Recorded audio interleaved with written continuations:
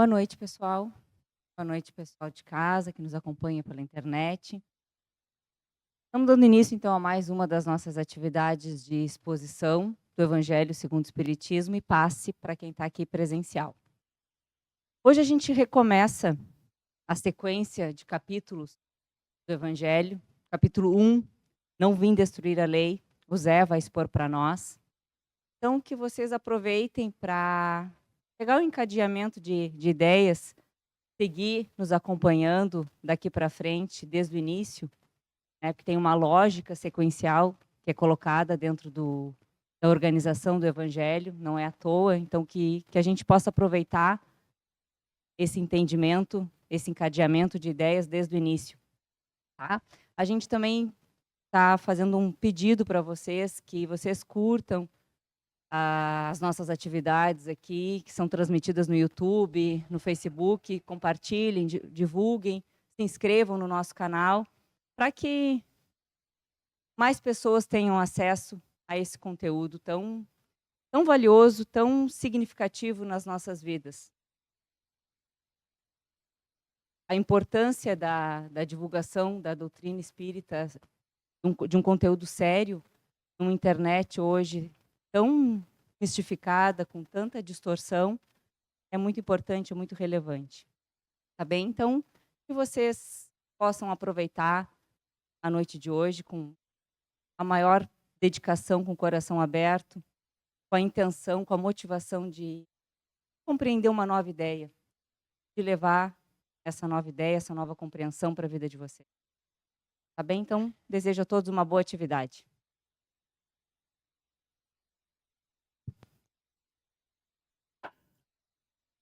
Boa noite a todos vocês que se encontram aqui. Boa noite ao pessoal de casa que nos acompanha com regularidade. A diretora falou o que eu ia já introduzir para vocês, mas é porque está no preâmbulo, na introdução do Evangelho segundo o Espiritismo. Ali é descrito a estrutura de como ele foi feito. Tá? O título é O Evangelho segundo a versão espírita. Então é uma decodificação, é um entendimento dos conteúdos contidos nos ensinamentos de Jesus, que utilizava o dia a dia como uma relação prática. O hebreu compreendia, né, o seu dia a dia, de ensinar a mecânica da vida. Tá? Lá na introdução, então, dessa obra, existe uma orientação dizendo que os capítulos foram feitos nesta sequência justamente para criar uma sequência de entendimento lógico, ou seja, existe uma infraestrutura, tá, que é colocada para que a gente possa ir formando um entendimento das coisas. Tanto é que esse primeiro capítulo é uma visão geral da obra, marcando com 3 etapas bem demarcadas dentro da humanidade em relação ao entendimento do que é o processo de evolução. Né? Etapas bem demarcadas e bem separadas, com intervalos de quase 2000 anos entre elas. Né?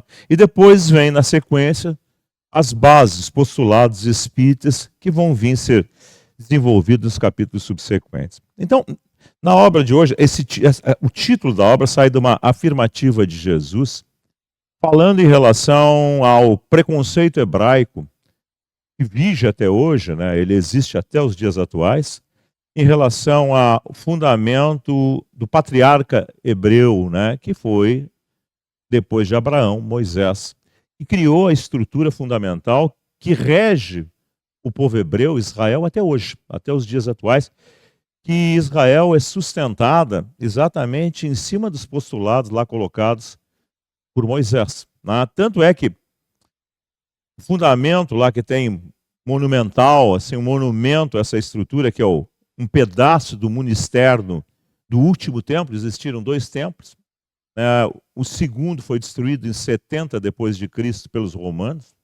E ficou uma parte, um pedaço desse muro que cercava o templo, que vocês conhecem sob o nome do Muro das Lamentações, onde os hebreus vão lá fazer, né, as suas atividades. Então notem que esse memorial representa o centro da comunidade hebraica. Eles vivem em função disso. Tanto essa guerra que está acontecendo lá entre Irã, Israel e os demais países é uma guerra fundamentada em princípios religiosos, justamente no não entendimento desses princípios, já que, podemos expressar assim, eles são primos entre si, eles têm as mesmas origens, tá? Com fundamentos de entendimento adequados às suas estruturas. Então existe o que eles chamam de jihad, que é um conceito de guerra religiosa em cima dos conceitos vigentes até aquele momento e que se permanece até os dias atuais, porque é uma estrutura de quase 4.000 anos, para vocês terem uma ideia. Então, o capítulo de hoje vai demarcar exatamente isso. Então, o primeiro ponto que aparece dentro dessa sequência de compreensão é há quase 4.000 anos atrás, realmente, que é o aparecimento do famoso estrutura do Pentateuco, hebraico penta, né, 5. São os 5 livros que estruturam, né, a comunidade hebraica, que foram escritos por Moisés. Foi Moisés o autor desses livros. E corresponde ao que vocês conhecem na Bíblia como sendo a primeira parte da Bíblia, ou o Antigo Testamento, ou a Primeira Aliança. Dependendo da formação, é conhecido dessa maneira. Mas é basicamente a história do povo hebreu. Ali está inserido, inclusive, né, todos os que vieram a posterior de Moisés, dando continuidade aos seus ensinamentos, que são chamados de profetas, tá? E que chega até Jesus. Depois de Jesus não tem mais nenhum profeta. Então, o profeta que culmina como todo é Jesus. Inclusive, o muçulmano, né, ele admite Jesus como um profeta. Então, existe uma unidade em relação a essas coisas todas. Então, o que Moisés faz e como é que aparece essa figura de Moisés? A maioria de vocês já sabem disso, né? Moisés era um hebreu, que a sua mãe o coloca por não poder sustentar, já que eles estavam em escravidão no Egito, num berço e larga no rio Nilo. E a princesa pega essa criança, né, e cria como seu filho, dá educação, dá estrutura, né, e ele se torna lá, né, herdeiro do faraó. Ele sabe da sua origem hebraica e sai fora. Bom, por que isso é relevante e é importante?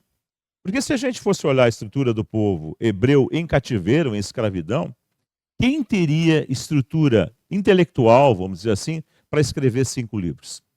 Ninguém. Então, já começa aí uma primeira coisa que nós todos devemos pensar. Nada acontece à toa. Tudo tem uma razão de ser.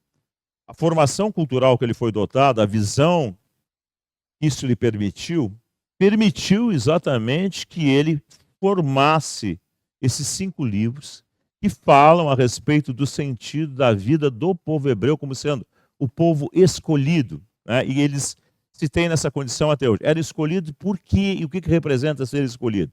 Era o primeiro povo monoteísta daquela época. Por que isso é significante? Por que isso é relevante?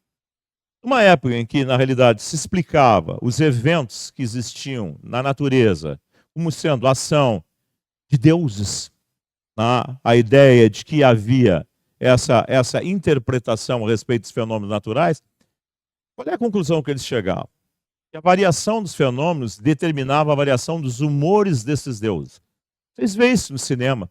Não é só uma cultura lá localizada. Romanos era assim, gregos era assim, de uma forma geral, na Mesopotâmia era assim. Então a ideia é que a natureza obedecia à variação da vontade, dos humores desses deuses, como se fossem potências que representavam esses fenômenos naturais. Por isso que existia Deus do vinho, Deus dos ventos, Deus da velocidade, uma série de coisas que, conforme a cultura, recebiam um nome diferente. Qual é o problema disso? O problema disso é que isso entra em choque com uma observação mais apurada da própria natureza. A natureza é equilibrada, ela tem uma tendência natural ao equilíbrio. Por isso que as coisas funcionam da maneira que funcionam. Se fosse dessa maneira, não haveria equilíbrio. Haveria ação determinada por uma vontade sazonal de alguém. Então, o monoteísmo é um avanço. E ele vem em função dessa observação.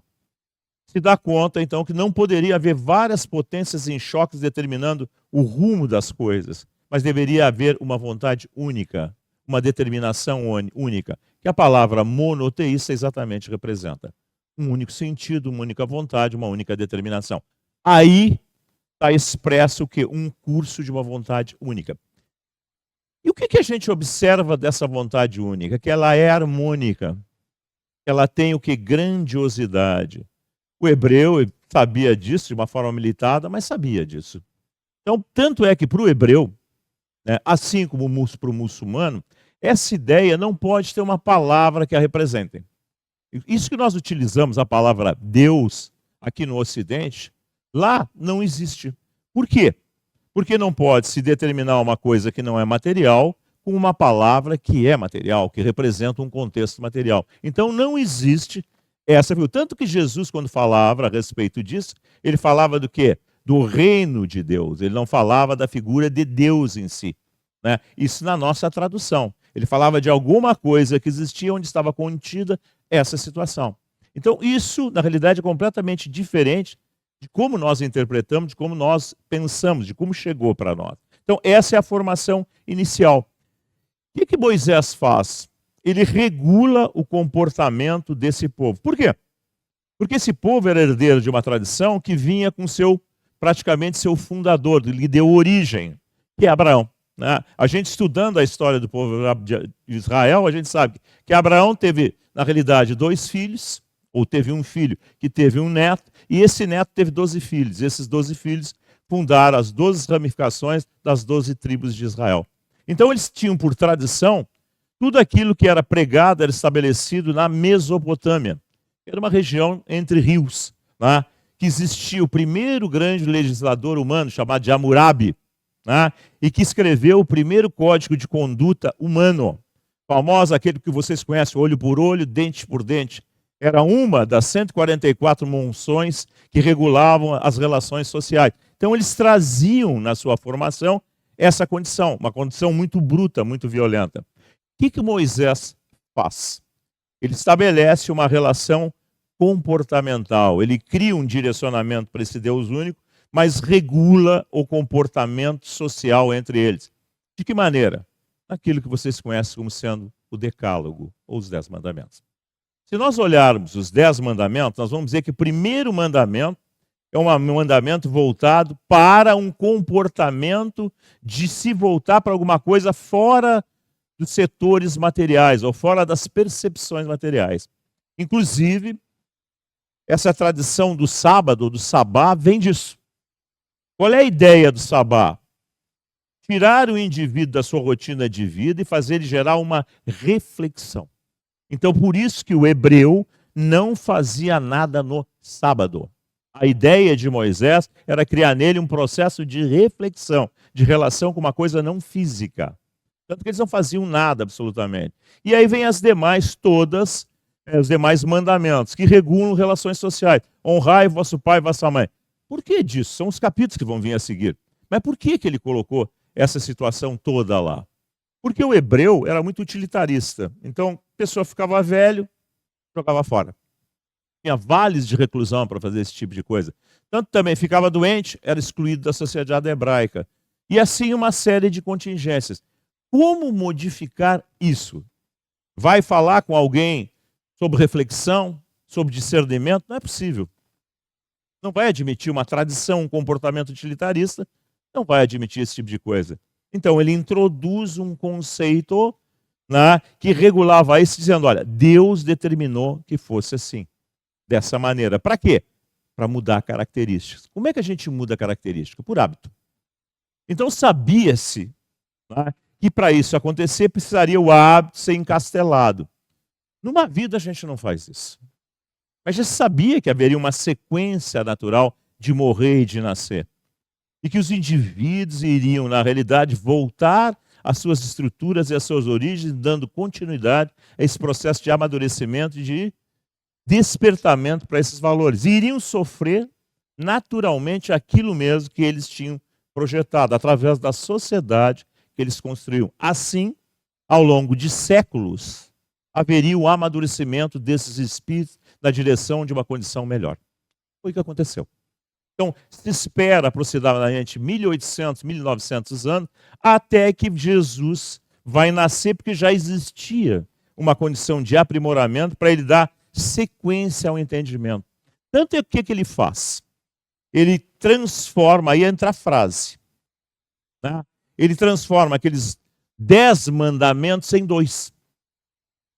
E o hebreu iria se escandalizar. Por isso que ele tem essa famosa frase: eu não vim destruir a lei hebraica, eu vim dar-lhe cumprimento. Então ela pode ser reduzida da seguinte maneira, nos famosos 2 mandamentos. Amai a Deus sobre todas as coisas, priorização não material, não física, mas uma priorização voltada para valores emocionais profundos, né, que a gente vai desenvolvendo ao longo do tempo. Quando a gente canaliza para alguma coisa desse tipo, e como é que a gente vai amar a Deus? Como é que se ama a Deus? Por isso, quando a gente vai tomar passe, vocês notem que nunca se diz ali na atividade de passe, ó, elevem o pensamento a Deus. Como é que se faz isso? Eu perguntaria para vocês, como é que a gente faz isso? Qual é o formato? Fazer uma repetição mágica de palavras? Preces decoradas? Evidentemente que não, isso é um mecanismo repetitivo.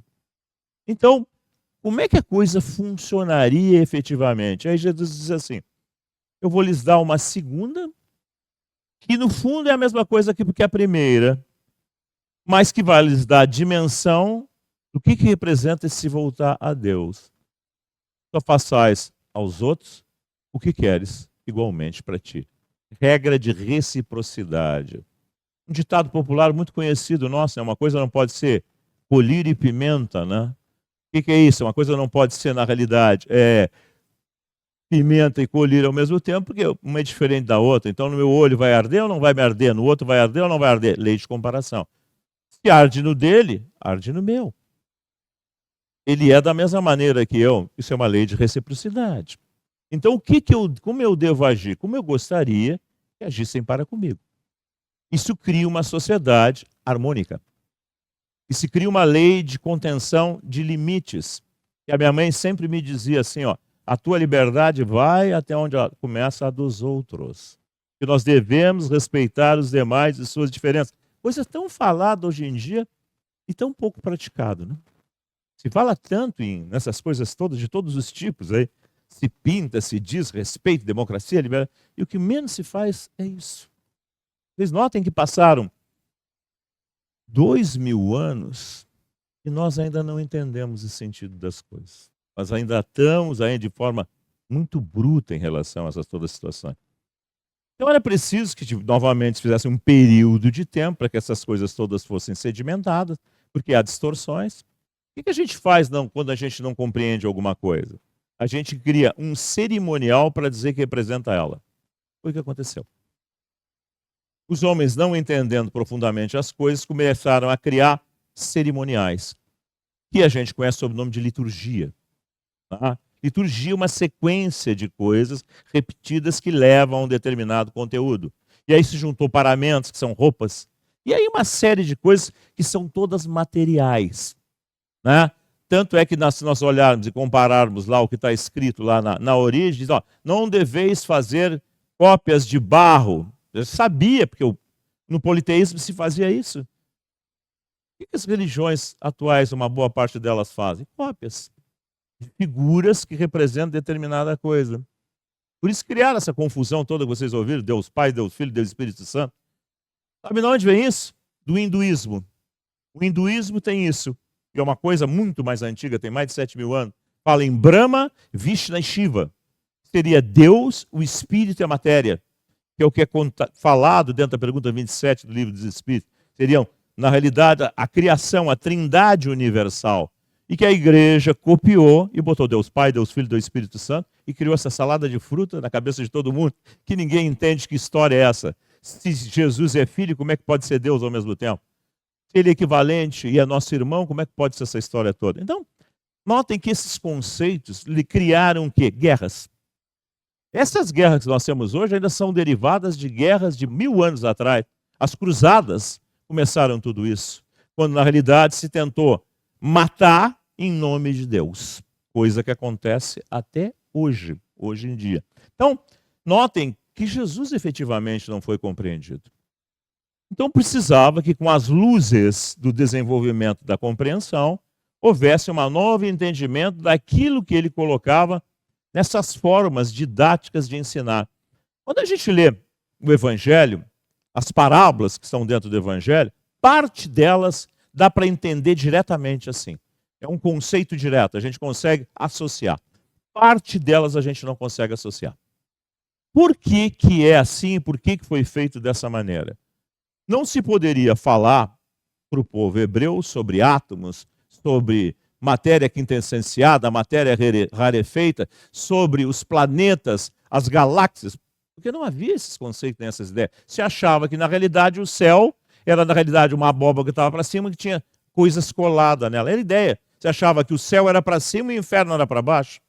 Isso até pouco tempo, a questão de 200 anos, ainda se pensava assim. Então, notem que determinadas coisas não eram possíveis de serem faladas. Precisava que a humanidade amadurecesse. E a humanidade custou para amadurecer. Vocês notem que a Idade Média é chamada pelos livros de história de a Grande Noite. Os tribunais de Inquisição foram criados todos a partir da Idade Média, que era uma tentativa ferrenha de impor os conceitos vigentes. Então, os sábios que existiam na época, que são os precursores dos nossos cientistas, tiveram que muitas vezes se retratar naquilo que eles descobriram. Galileu Galilei inventou a luneta, olhou com ela para lá, viu que a Terra tinha determinado movimento, viu que a Terra não era o centro do universo. Foi falar disso, queriam botar o homem na fogueira. Ele teve que se retratar. Então, coisas que nós já deveríamos saber há muito tempo ficaram para quase com a atualidade. Copérnico e tantos outros. Então, precisaria que essas vertentes que começaram a chegar para nós de entendimento tivessem oportunidade de se tornarem verdades. E isso foi retido pela Inquisição durante muito tempo. Um atraso no desenvolvimento da compreensão humana. Então, quando na realidade chegou o momento de se tornar dominante, como que isso aconteceu? Tem outro detalhe que é importante aí, que a grande maioria não sabe. Até 1700 e pouco, vamos dizer assim, a quase totalidade da população humana era completamente analfabeta. Olhem bem, né? Primeiro movimento que começa a acontecer de se alfabetizar pessoas é na França, com Napoleão. Napoleão é que introduziu a ideia, o conceito de colégios para alfabetizar a população francesa. Então, notem, quando isso acontece? Com o advento de Napoleão. Então, isso gera, um movimento de conscientização, que essa verdade, que era restrita a quem? Ao clero, que eram os padres, apenas eles estudavam e controlavam tudo, educavam os nobres e com os nobres controlavam praticamente tudo. Então, uma minoria controlava a totalidade, isso começasse a ser expandido para todas as pessoas, de maneira que elas pudessem entender que as coisas não eram aquele mundo de fantasia. Isso se toma um nome. Se a gente pegar os livros de história e for procurar, se chama iluminismo. É a ideia de que os seres, por isso a palavra iluminismo, deveriam ser iluminados, deveriam receber a educação libertadora, que é um nível de entendimento das coisas. Então, na França, isso começa a ser colocado. E não é à toa que é na França, por causa da decorrência disso, com Lavoisier e tantos outros, que é instituído a Primeira República. Qual é o diferencial disso? Olha, imaginem, impérios e reinos. Império e reino é casta, é nobreza, clero, plebe. Analfabeta que só trabalha, tá? E metade do que produz vai para o rei ou para o imperador. Tá? Então, notem, numa república muda de contingência. Já não há mais essas castas sociais. Começa a haver a ideia de cidadão. Começa a haver constituição. Não é mais a arbitrariedade do rei que determina as regras e as coisas. Os indivíduos começam a se organizar. Começa a ver essa população que era analfabeta, começa a se tornar especializada. Tá? E aí, o que se cria dentro dessa plebe? Uma faixa dela que consegue trabalhar em determinadas coisas, metalurgia em ouro e outras coisas mais, e que se tornam ricos. E são chamados de burgueses, por isso que vocês ouvem a palavra burguesia. Tá? Então, e essa contingência que começa a acontecer na França, que começa a se disseminar pela Europa toda, criando então as condições propícias para que esses entendimentos, na realidade, começassem a ser distendidos para as pessoas, tirando elas do sobrenatural e levando elas para o entendimento, o conhecimento. Por isso que nesse capítulo, quando a gente vê, tem uma parte que diz assim, aliança da ciência e da religião, está falando exatamente a respeito disso.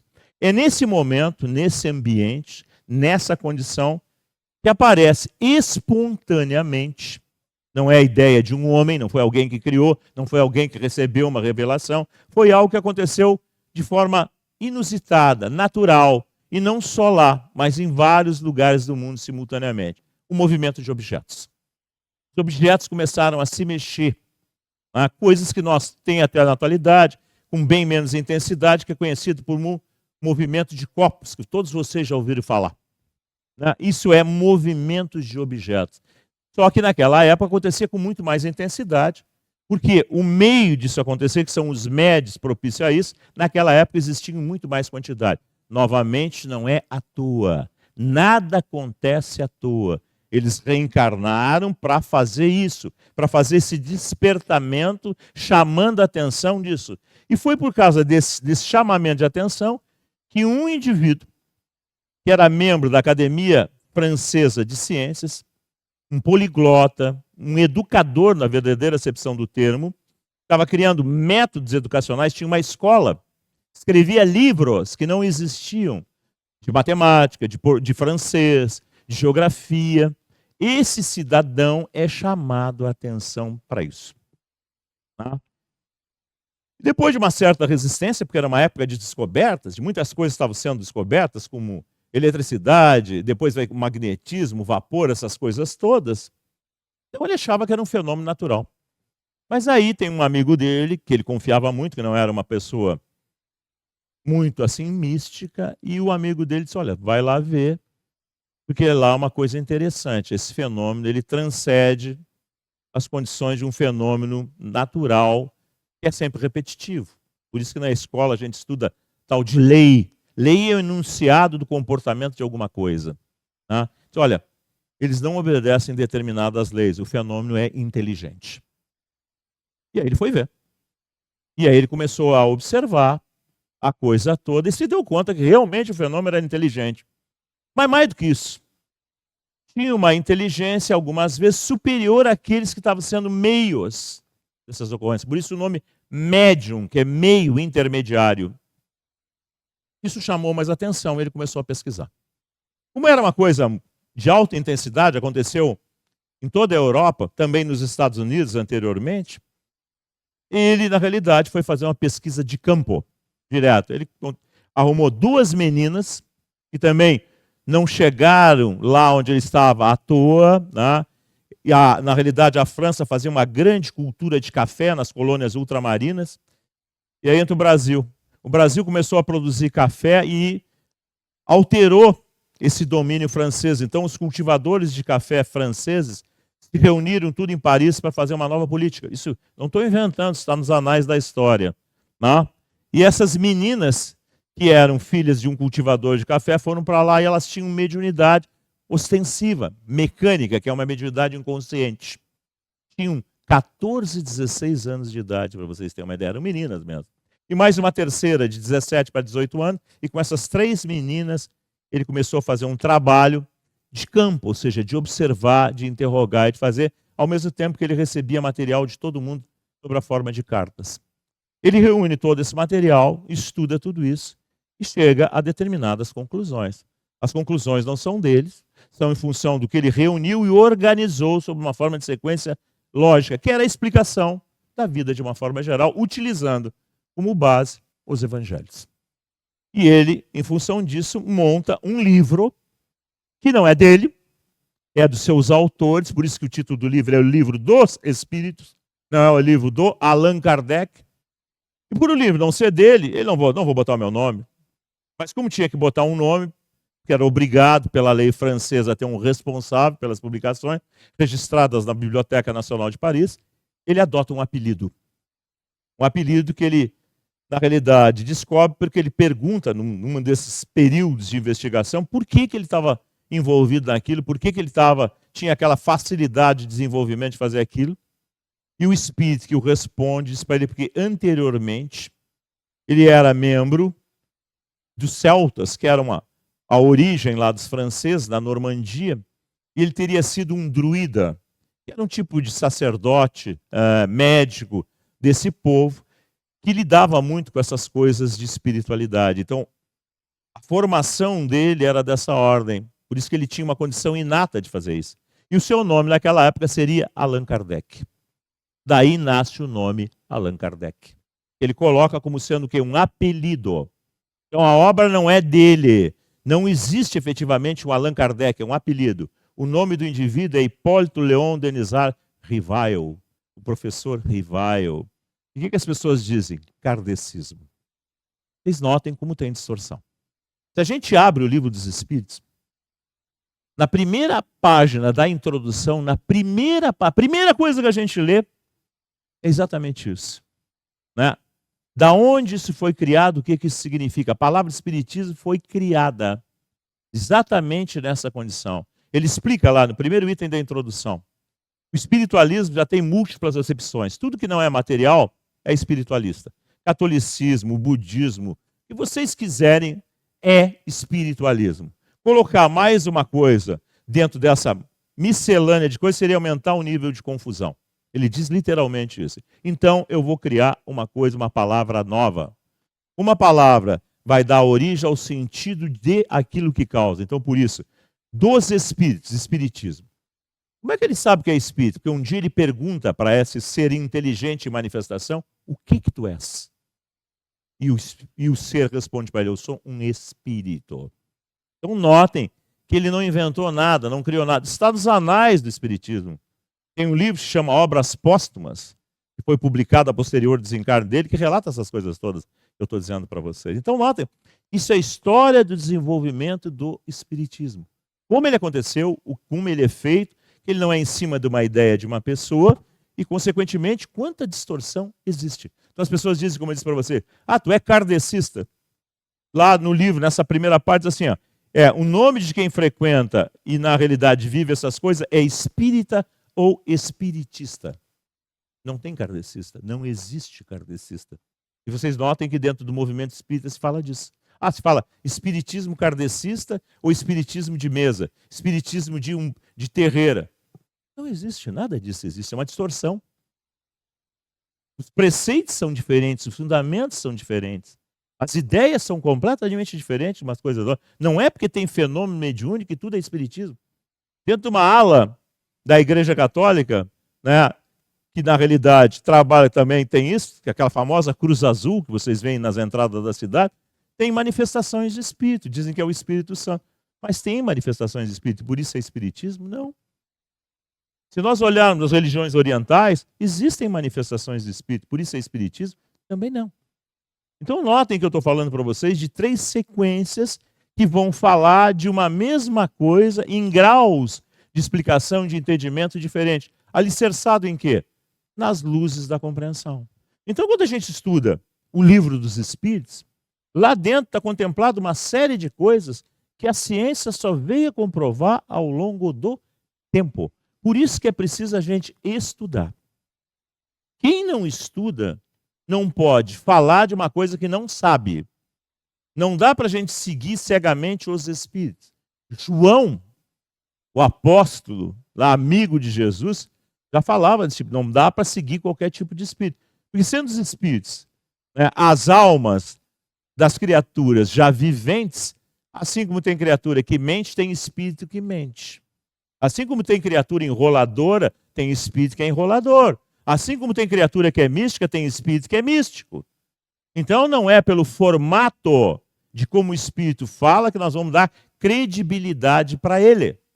Então note, se o espírito fala manso e usa palavras de efeito, amor, caridade, a gente acha que é o máximo, que é um espírito nobre. E não é. Inclusive tem uma coletânea, né, no Livro dos Médiuns, que fala a respeito de mensagens apócrifas. Parece, tem esse formato, mas na realidade são falsas, para nos chamar a atenção a respeito disso. Então, evidentemente que sendo uma filosofia, tem uma estrutura de filosofia, algo que a gente tem que entender e tem que pensar, tem que se entender e tem que se pensar. Não tem outra maneira. Então não adianta a gente simplesmente vir para um centro espírita, como a grande maioria faz, para tomar passe. Porque passe não resolve nada. Parece que eu estou dando um tiro no meu pé, mas passe não resolve nada mesmo. É que nem transfusão de sangue. O sujeito está doente, está mal, vai lá e toma uma transfusão de sangue. Melhora. É o que cura? Não. Se eu não tomar a medicação, e se na realidade eu não fizer a alimentação, a modificação que eu tenho que fazer, um conjunto de coisas, eu não vou me curar. Em espiritismo é a mesma coisa, eu venho tomar passe. Agora, se eu não fizer as transformações, se eu não passar a pensar de uma outra maneira, ser de uma outra maneira, não adianta aparentar, se eu não ser de outra maneira, ou seja, se eu não evoluir, se eu não me transformar, não adianta nada. Sendo simples, direto e objetivo com vocês, né, o resumo é esse, é um processo de evolução. Então, aquele Deus sobrenatural, antropomórfico, ou seja, tem formatos e características humanas, que as religiões sempre morrem. Deus não é humano, nem tem características humanas. O Criador do universo incomensurável, que hoje a ciência nos mostra que é uma coisa incomensurável, que está em expansão contínua, que está em criação contínua, não é um ser humano. A Terra não é o centro do universo. A Terra é um planetinha minúsculo, numa estrela de quinta grandeza. O Sol é uma estrela de quinta grandeza, um sistema solar minúsculo, na borda de uma galáxia. E a gente não se dá conta disso tudo. A gente vive o nosso dia a dia, as coisas todas. Se a gente sair agora de noite e olhar ali, a gente vê menos de 10% da parte visível da Via Láctea. Imagine do resto que a gente não vê. Pensem nisso tudo. E a gente fica aqui dentro desse nosso mundinho atrasado. Em plena época que nós estamos, ainda tem guerra. Pensem nisso. Tem guerra agora nesse momento, lá morrendo gente para chuchu. Pensem lá na África, tem criança morrendo por falta de soro, por desidratação. Pense que no Oriente Médio as mulheres ainda têm que andar de burca, não pode mostrar os cabelos. Isso é hoje. Hoje, agora, nesse momento. Pense nisso tudo. Pense nessas coisas todas. A gente reclama muitas vezes do nosso dia a dia, a gente está em conflito, está em dificuldade, mas pense nisso tudo. Pense por que dessas distribuições, por que essas coisas todas acontecem. Por que eu nasci aqui, por que eu não nasci lá na África? Onde tem altas endemias de todos os tipos. Será que é um sorteio? A gente sabe que não. Na realidade, é uma dinâmica. E o estudo da doutrina espírita, por isso que é uma coisa ampla, é uma coisa bastante complexa, mas ao mesmo tempo simples, explica as dinâmicas dos processos de evolução. Que nós somos todos herdeiros de nós mesmos. E o que morre, na realidade, é o corpo biológico. O ser vivo, esse não morre nunca, que é o ser pensante. Esse é herdeiro sempre de si mesmo. Ele troca de roupagem, mas traz as suas tendências de si mesmo. Aparece sob a forma de impulso e tendência. Vai sendo modificado pelas novas relações da formação da nova personalidade, que absorve novos hábitos, estabelece novas relações. E a gente tem uma série de dificuldades, tem alguns desenvolvimentos, tem uma série de conflitos. De onde vem isso? Por que dois irmãos são gêmeos, univitelinos, nascidos do mesmo pai, da mesma mãe, unidos no mesmo momento, são tão diferentes? A gente tem que pensar nessas coisas todas. A gente tem que parar e pensar, qualquer um de nós tem uma família aí, tem irmãos, tem... Olhem as diferenças. Será que isso tudo é um sorteio? Pense, como explicar para uma mãe que tem um filho excepcional? Como explicar uma síndrome de Down? Como explicar o que não se explica, por exemplo, dessas crianças que são perfeitas biologicamente, são completamente alienadas? Vamos pensar em tantas síndromes. A própria palavra síndrome representa que é multifatorial, que não pode ser englobada só de uma maneira, tão variadas, estão cada vez mais aparecendo. O que tudo isso significa? Por que tudo isso existe? A gente pode não dar bola, enquanto a gente não está dentro dessas coisas. Mas quando essas coisas chegam a nós, a gente começa a querer respostas. Por que nós temos conflitos? A gente vive a nossa vida ideal, né? Segundo a nossa ótica. Mas qual família que não tem problema? Qual família que não tem divisões? Quantos sentimentos a gente tem em determinado momento depois mudam? Como existe tanta transformação dentro da vida? Nós paramos para pensar nisso? Suas origens, suas razões. Nós pensamos nessas coisas todas. O que acontece com milhões que morrem todo dia e milhões que nascem todos os dias? Porque é assim, não? Se a gente parar para pensar, a gente vai ver que é assim. É exatamente assim. Esse é o nosso dia a dia. E a gente corre daqui para lá, isso, aquilo, e vive o nosso problema. E a gente só vai pensar nisso quando a gente recebe um cartão amarelo, né? Estou doente. Estou doente, tem alta chance de eu morrer, o que eu faço? Aí eu começo a me preocupar. Porque eu já tenho mais certeza do que eu vou, do que eu fico. Então eu vivo sempre o momento.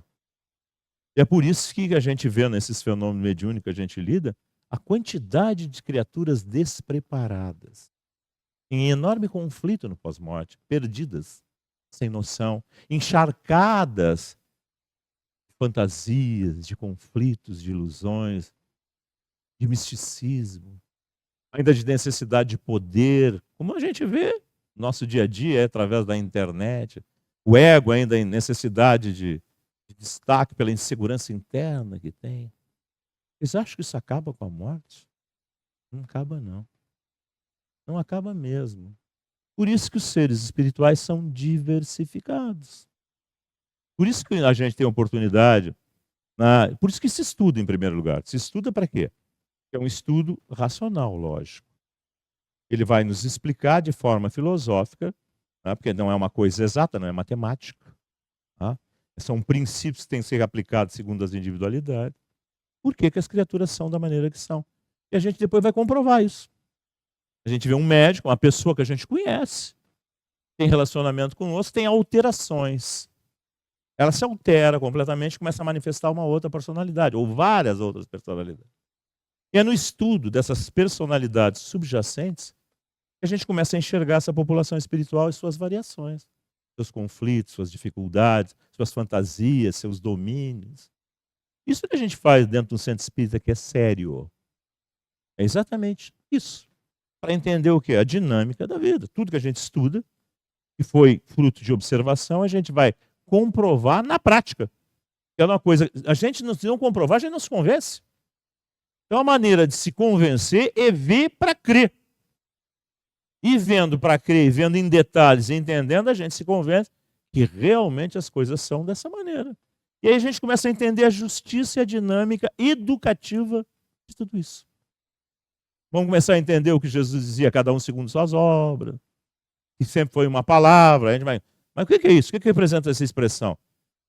Cada um está dentro daquilo que desenvolve.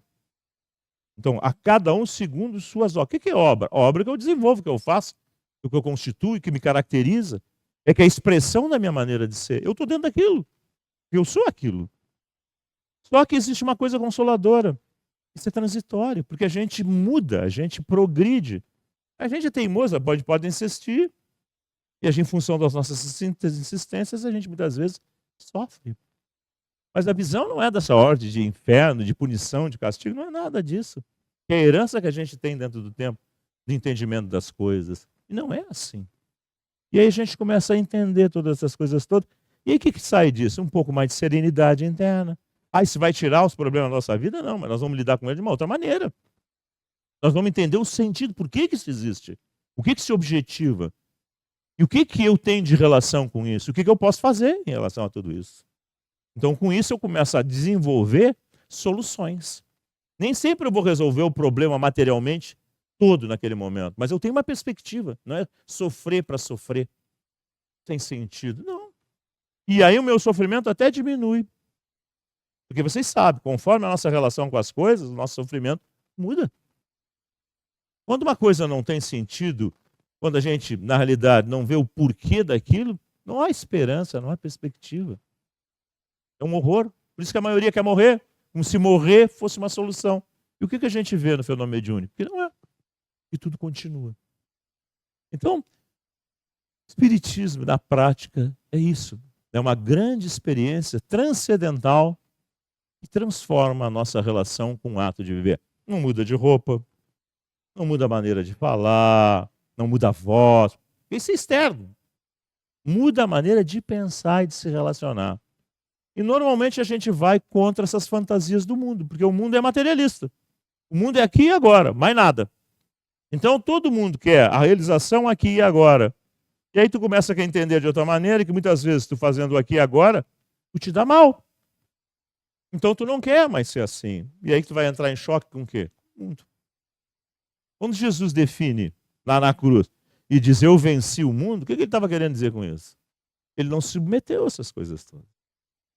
Por quê? Porque ele entendia e era de uma outra maneira. Então ele foi abandonado. Notem assim, se nós olhar a figura dele, sem essas coisas místicas, né?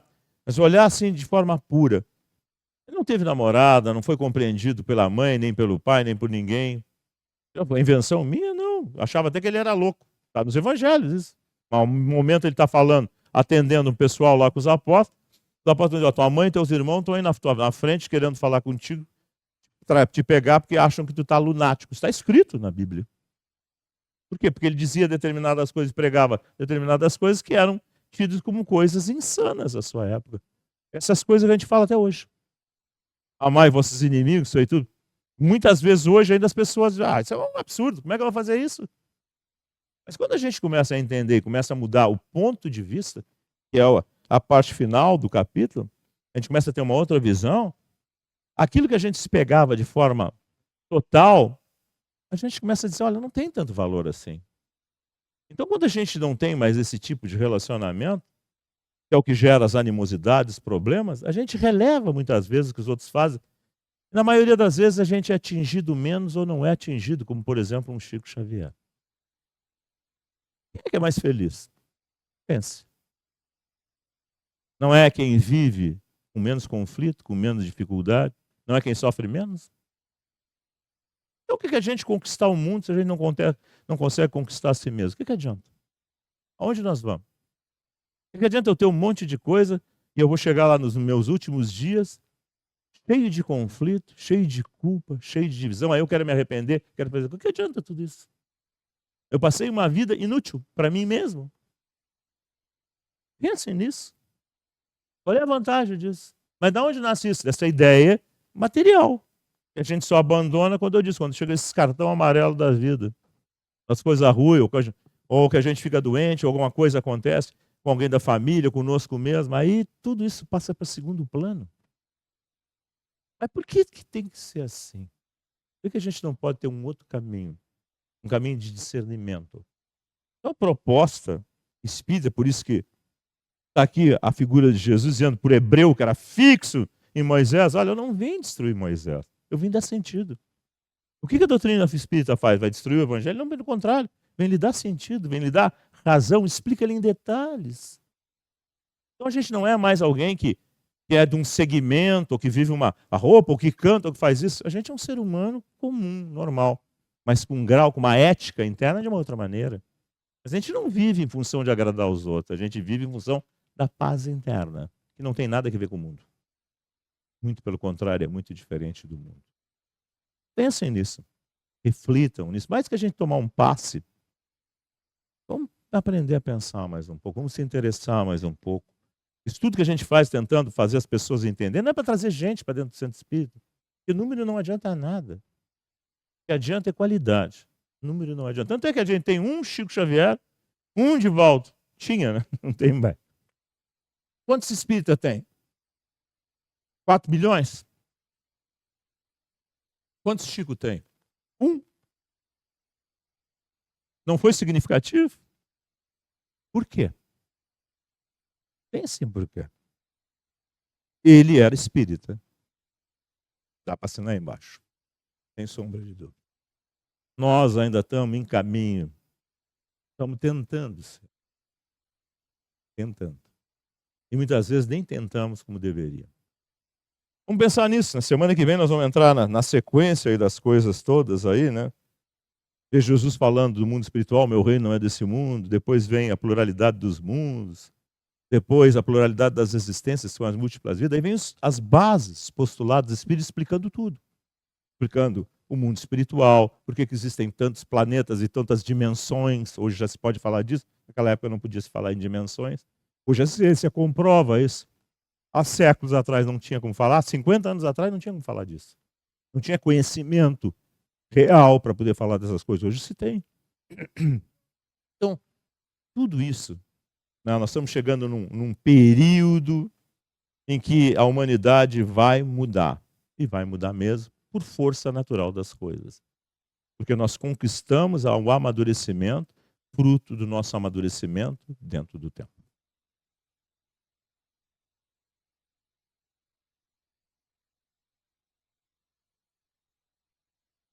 Então, a nossa atividade para o pessoal de casa termina aqui. Uma boa noite, uma boa semana. Reflitam, pensem. E até nosso próximo encontro, que pode ser no sábado, às 16 horas, com outro capítulo do Evangelho segundo o pessoal que fica para tomar passe.